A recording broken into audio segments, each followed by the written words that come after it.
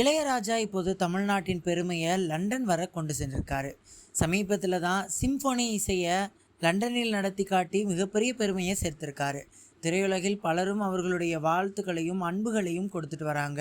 தமிழ்நாட்டின் முதலமைச்சர் ஸ்டாலின் கூட இளையராஜாவுக்கு தமிழ்நாடு அரசு சார்பாக ஒரு விழா எடுக்க வேண்டும் என சொல்லியிருக்காரு. இது நிச்சயமாக எடுக்க வேண்டிய ஒரு விழா தான். இந்த சினிமாவிற்காக இளையராஜா பண்ணுற விஷயம் இருக்கே, அது உலகளவு 50 ஆண்டுகளாக தன்னுடைய இசையால் 2K கிட்ஸ்களையும் தன் வசப்படுத்தியிருக்காரு.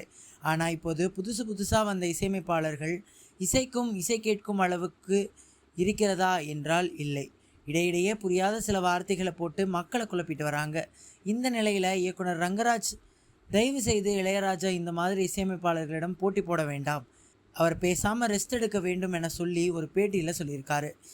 இவர் நடிகர் ஸ்ரீகாந்தை வைத்து கொஞ்சம் காதல் கொஞ்சம் மோதல் திரைப்படத்தை இயக்கிய இயக்குனர். இவர் என்ன சொன்னார் என்பதை பார்க்கலாம்.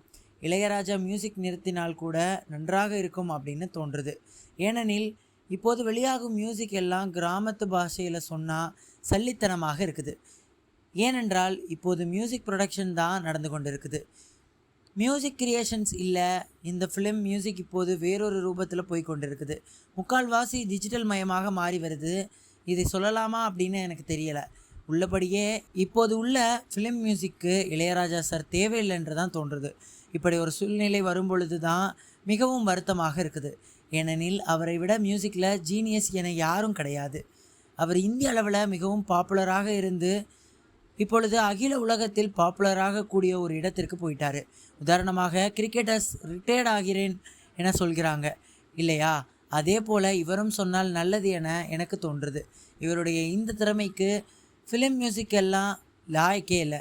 அவர் எங்கேயோ போய்விட்டார், உலக அளவில் போய்விட்டார். அதனால் இந்தியாவின் பெருமையை வெளிக்கொண்டு வருவது அவருடைய பொறுப்பு, அவருடைய கடமை. அவரால் மட்டுமே முடியும் என இயக்குனர் ரங்கராஜன் அந்த பேட்டியில் சொல்லியிருக்காரு.